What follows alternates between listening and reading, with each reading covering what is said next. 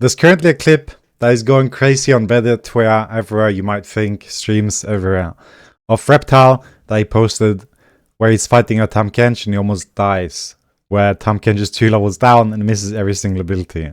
So we'll talk about that, what Reptile could have done better, my thoughts on the situation, and everything else. Also kind of like counter-arguing some of the things that were mentioned.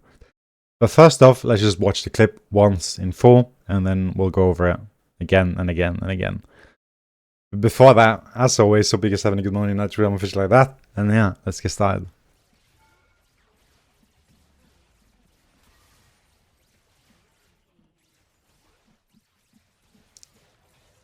Hey, no way I'm dying, by the way. Ain't no fucking way. Ain't no fucking way. Alright. This is the clip. Right? And as we can see, he's not 0-8, but he's 2-7. He has relatively low farm.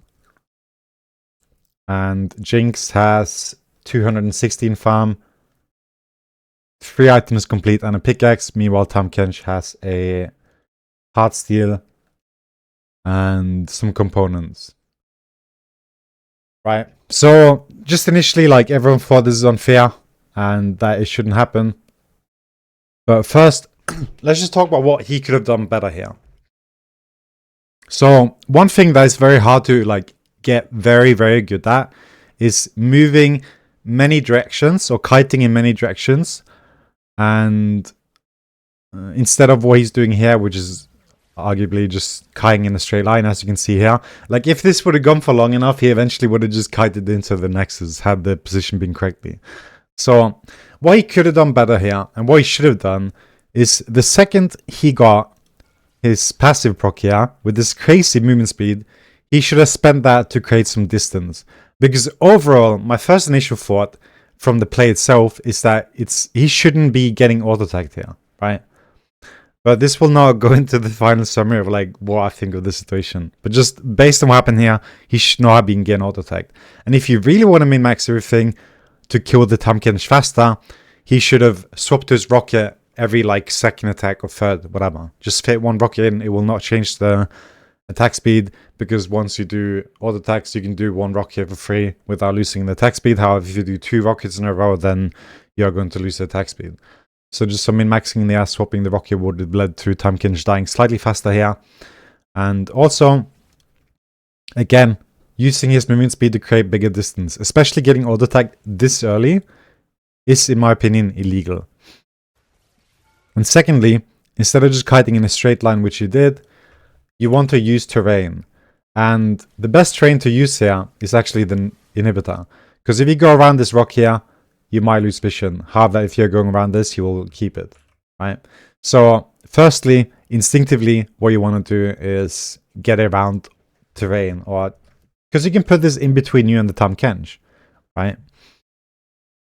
And it will help create the distance. This becomes even more apparent when you're playing against champions like Nautilus, of course, right? Then you want to attack from other sides of the wall so he can't hook you, using them as cover. Of course, the Tahm Kench tongue will go through the wall. But just generally speaking, not kiting into the Nexus turrets. Of course, we can see that 3 people are dead here.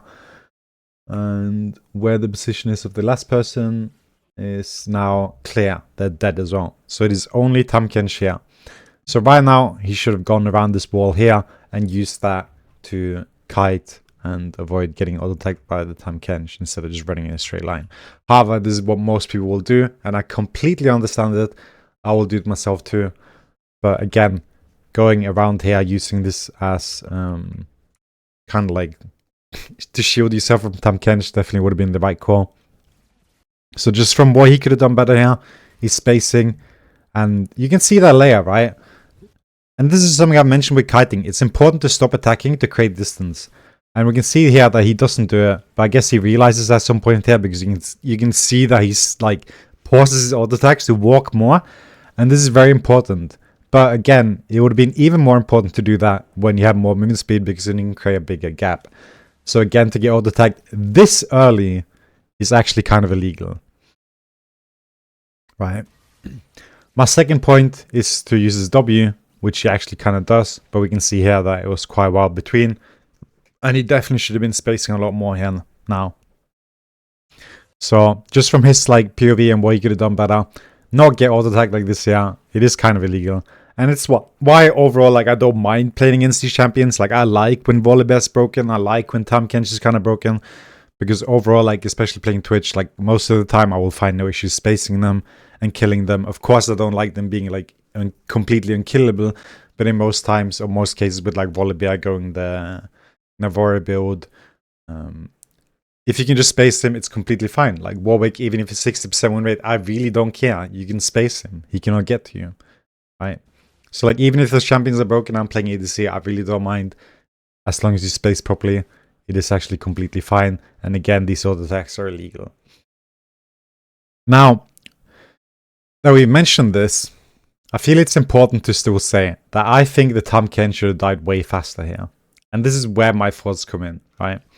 Because there's a lot of conditions set to Tahm Kench, right? Like, he heals from hitting his Q. He has his E, which only really comes online when there's more than 2 people nearby. And when Jinx is solo against the Tahm Kench, he shouldn't actually be thriving.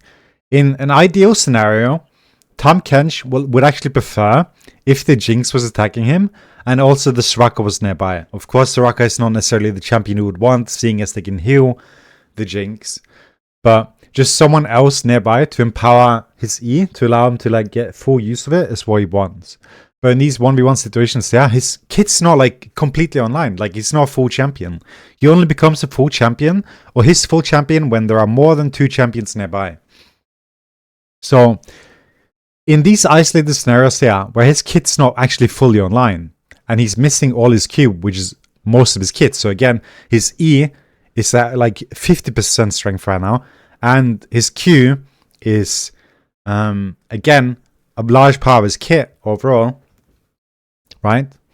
So, at the end of the day here, like, where's the strength of Tahm Kench coming from here? Like, his W is only, like, allows him to move around. His ult is just to eat people, which he uses here. But where's the rest of this tankiness coming from? Because Riot did say we want to move power out of items and we put them into champions, right? But again, half his E is disabled here, right? Like, his E is not fully online. He's missing his Qs, and the rest of his kit's what? Right? So overall, like, I think I have no problem with the damage overall. Again, I don't mind the damage, right? Of course, you could argue it could be slightly lower, but that is hard steal. If he hit his Qs, I would especially not have a problem with it. It can feel frustrating, but again, he should have spaced better, used his W, right? The second he uses W here, he slows the Tahm Kench, right? And this is the moment where he wants to stop attacking, to walk more away, to create bigger distance, to then keep auto-attacking again. We can see here that instantly keeps going, gets auto-attacked the second time. So he did massively outplay it. So again, I don't really mind the damage. What I do mind is the fact that Tahm Kench is taking this long to kill. And he has an LDR, he has a Kraken, he has a Hurricane. I don't see a problem with these items. I don't think, like, even like if you replace Kraken with Infinity Edge, like, you're going to create more maybe, right? But at the end of the day, you lose attack speed, which in turn lowers your DPS overall anyway. So, like, the item, like, the damage difference there is actually kind of negligible. And also he has lethal tempo, which adds some damage. Like, again, right? Like, Hurricane, not the greatest single target damage IM, but he is capped on attack speed here. So PD's not actually going to do much more, only give him more movement speed. And slightly more lethal tempo damage. But again, Hurricane is also doing some, like, giving some extra damage to lethal tempo. But overall, my own, like, overall thought is that he should not be this tanky at this point here.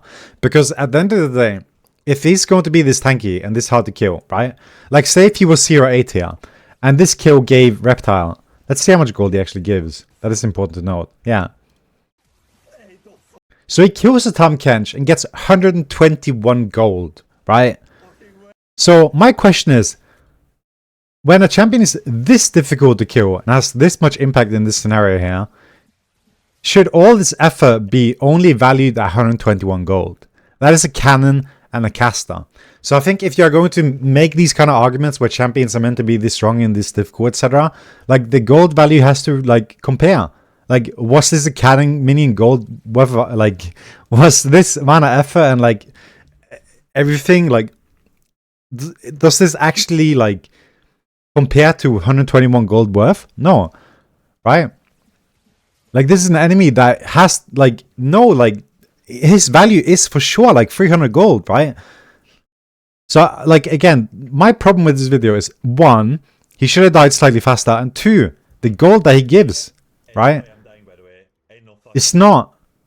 It doesn't correlate to the amount of gold that he gives, the amount of effort and everything that it took. Like he needs to use flash. Like of course he misplayed, but again, if we are going to take these scenarios and say this is okay, where he has only 1.5 items, etc., I don't care if they tank or not. Like he should be giving gold. Like some champions like Nautilus, they can be 0-20 and give 10 gold, right?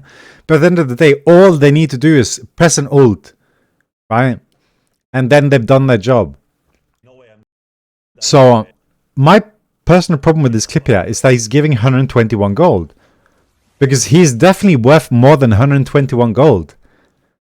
Right? Like this kill here is for sure more than 121 gold worth of effort. Right? Like this could be someone else and they would give 300, 700, 1k gold. It's like at the end of the day, like if we're going to take it to this point here and say that this is okay, then it also has to be okay that he gives more gold. Like in the full picture, like those are my thoughts. Like he should be like this is no 121 gold worth. Like if he's allowed to be this tanky, he should not be allowed to be worth 121 gold. Right? Like of course in the grand picture in a team fight, like maybe someone in his team will melt him. Like I don't know how he fares against the Darius here, but I actually okay, Darius level 16, right? So like of course level 16 to 12, like I think the Darius maybe wouldn't have that big of a problem killing him. But if the Tahm Kench was maybe level 14, 15 or something, I actually think it would be quite close there too. And he wouldn't just completely stomp him. So again, I don't think it's allowed that he's giving 121 gold here. And I think a lot of people haven't mentioned this fact. And this is something that has to be thought about. Because this difficulty of killing does not equate to 121 gold. I think no one can disagree to that fact. You should not be allowed to be this tanky and give 100 gold. I don't care if you're feeding, but it's legal, in my opinion. Right? So like at some point here, we have to like consider the usefulness of a champion much more so than their stats itself. Because again, we are saying here, oh yes, 1 item in Tabai and like some components, so he's a tank now. Okay, I have no problem with that. But then that has to correlate to the amount of gold that you get when you kill him. Because he shouldn't be allowed to be this tanky and also give no gold. Right? So again, I think he should have died slightly faster. I'm not saying he should be getting one shot here, but I think that in the overall time frame here, like he should have been dead at this point. Right? And people will say, Jinx not tank killer. Like, I've played hostage games in Iron. I've been incredibly tanky. Had close to 15k HP. And had full armor. And still the people that will melt me are ADCs. Right? Once they get the LDR in full build, they are melting me. They are a problem. Of course, one thing I would especially like to mention here is that he should have took Mortal Reminder instead of LDR. That is also a mistake. Something that people have not mentioned is that Mortal Reminder would be much more impactful versus Tahm Kench than LDR. So I think, again, if he had LDR, Mortal Reminder here, the Tahm Kench would have actually died slightly faster. He doesn't have unending resolve here, right? But overall, I think he would have died slightly faster. Hey, no way I'm dying, by the way. Especially with the grass procs and everything. But if you, I mean, it's completely irrelevant. Like, he missed every single Q. If he didn't get all the tag there, like, the Tahm Kench should have died way faster. And that is my overall opinion. I have no problem with the damage he took. That is circumventable. But what is not circumventable is him being this tanky with this few items. And only giving 121 gold. And while also not having all of his kit online. That is very important to note. Because if some other champions were to be in this scenario and they had their entire kit online, then sure, I would be on point to argue that. But currently, right now, there's no problem in mind with the build other than maybe Mortal Reminder instead of LDR. I have no problem with Hurricane or Kraken Slayer at this point either, because at this high DPS, then you're actually getting value anyway. So even like Blade the Rune King or whatever else you might come with, or Infinity Edge, like sure, if he hits the cap, like maybe, but he's not going to die significantly faster.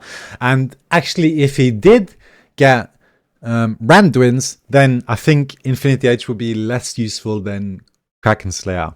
So that is something to keep in mind too, right? If you had Randuin here, again, completely counted. So yeah, I don't know. There's a lot to add there, but overall, these are my current thoughts. Like Tahm Kench doesn't have his entire kit online. This should be illegal. Reptile did misplay, but even then, like considering everything, like this extreme should actually be like something is legal here.